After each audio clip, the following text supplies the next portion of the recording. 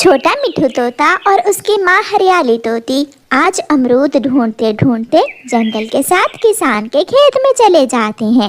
मिल गया, मुझे मेरे बेटे के लिए अमरूद मिल गया। दोनों माँ बेटा एक पेड़ पर अमरूद रखकर वहाँ बैठ जाते हैं। मम्मा, ये अमरूद आप खा ले। नहीं, ये अमरूद मेरा बेटा ही खाएगा, मैं दाना खा लूंगी। माँ बेटा बैठे हुए ऐसे बातें कर रहे थे कि शिकारी का जाल आकर तोती के ऊपर गिरता है और माँ तोती जाल में फंस जाती है। मेरे बेटे, भाग जाओ, यहाँ से भाग जाओ, शिकारी आपको भी पकड़ लेगा। माँ, मैं आपको छोड़कर नहीं जा सकता, आपको मेरी कसम, मेरे बच्चे यहाँ से भाग जाओ। छोटा मिठू रोता हुआ वहाँ से चला जाता है और शिकारी तोती को एक पिंजरे में कैद करके ले जाता है। शाम हो जाती है। छोटा मिठू अकेला अपने घोंसले में बैठा हुआ रो रहा था। माँ, मुझे डर लग रहा है। माँ, इससे तो अच्छा था वो शिकारी मुझे भी पकड़ कर ले जाता, मैं पिंजरे में आपके साथ तो रहता। छोटे मिठू की रोने की आवाज सुनकर पड़ोसी चिड़िया अपने बेटे से कहती है, कुकू बेटा, ये तो छोटे मिठू की रोने की आवाज है। मम्मा, छोटा मिठू जरूर किसी मुसीबत में होगा, हमें उसकी मदद करना होगी। फिर माँ चिड़िया अपने घर से निकलती है। छोटे मिठू, तुम क्यों रो रहे हो और तुम्हारी माँ कहाँ है? माँ को शिकारी ने पकड़ लिया, मेरी माँ मुझे ला दे, मुझे ला दे। ये सुनकर चिड़िया भी रोने लग जाती है। ये इंसान भी बहुत जालिम है, कुछ पैसों के लिए हम पक्षियों को पिंजरों में कैद कर लेता है। आप मेरे साथ मेरे घर चलें। बेटा, यहाँ अकेले रहना आपके लिए बहुत मुश्किल होगा। फिर चिड़िया छोटे मिठू को अपने साथ अपने घर ले जाती है। बेटा, दाना खा लो। नहीं, मैं माँ के बिना कुछ नहीं खाऊंगा, मुझे माँ के पास जाना है। मिठू को रोता हुआ देखकर कुकू भी रोने लग जाता है। मिठू दोस्त, चुप कर जाओ, हम कल सुबह आपकी मम्मा को शिकारी से आजाद करवा कर ले आएंगे। कुकू की बात सुनकर छोटा मिठू खुश हो जाता है। आप मेरी मदद करोगे ना? हाँ बेटा, मैं और कुकू आपकी जरूर मदद करेंगे। फिर उस रात छोटा मिठू चिड़िया के घर में ही सो जाता है। सुबह हो जाती है। चिड़िया, छोटा मिठू और चिड़िया का बेटा कुकू इंसानों की बस्ती की तरफ जाते हैं। यहाँ हम इस पेड़ पर बैठे हुए थे जब शिकारी ने माँ को पकड़ा। तो फिर कुकू, वो सामने वाली बस्ती से ही शिकारी आया होगा, हमें उस बस्ती में जाना होगा। फिर वो सब वहाँ से उड़ते हैं। एक पेड़ के नीचे पिंजरे में कैद छोटे मिठू की मम्मा अपने बेटे को उड़ता हुआ देखकर जोर जोर से आवाज लगाती है। चिड़िया, मिठू और कुकू वहाँ आ जाते हैं। थोड़ी दूर शिकारी बैठा हुआ था। कुकू और मिठू बेटा, आप यहाँ इस पेड़ पर बैठे, मैं शिकारी से बात करती हूँ। चिड़िया बहन, आप इस जालिम के पास न जाना, वो आपको भी पकड़ लेगा। मुझे उस शिकारी से बात करना ही होगी। चिड़िया शिकारी के पास जाती है। शिकारी, वो सामने पेड़ पर उस तोती का बेटा बैठा हुआ है, उसने रात से कुछ भी नहीं खाया, आप उसकी माँ को आजाद कर दें। चिड़िया की बात सुनकर शिकारी हंसने लगता है। हम इंसान हाथ आया शिकार कभी नहीं छोड़ते। हाँ, अगर वो छोटा तोता अपनी माँ के साथ पिंजरे में रहना चाहता है तो मैं उसे भी पकड़ लेता हूँ। हम पक्षी कैद में मर जाते हैं, आप इंसानों को हमें पिंजरे में कैद करके क्या मिलता है? चिड़िया शिकारी की बहुत विनती करती है, मगर वो शिकारी चिड़िया की बात नहीं मानता।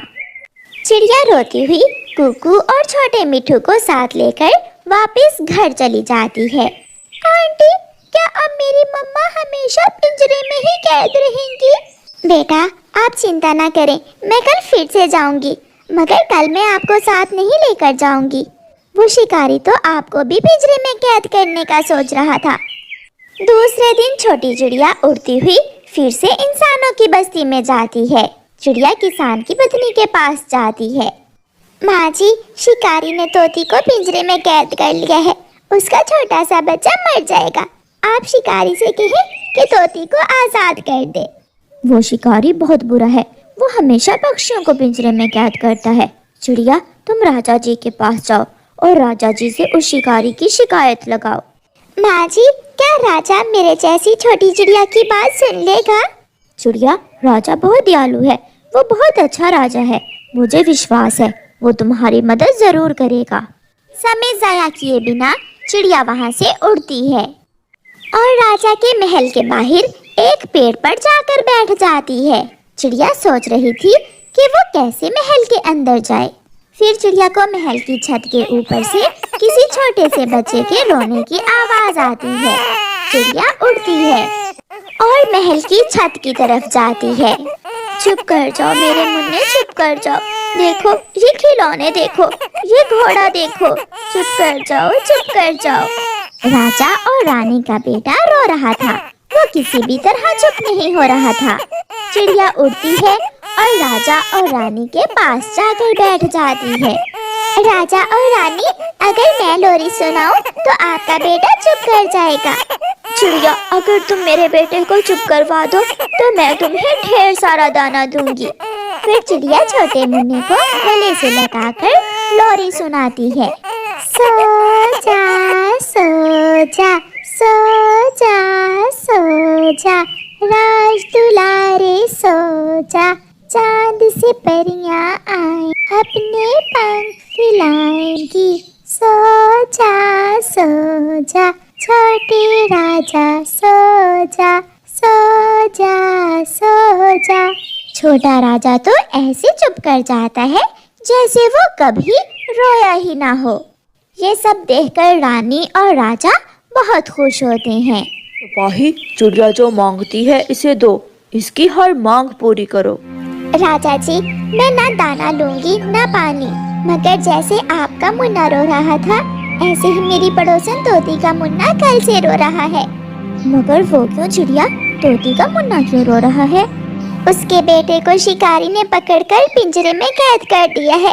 मैं उसके पास गई थी मगर वो ना माना।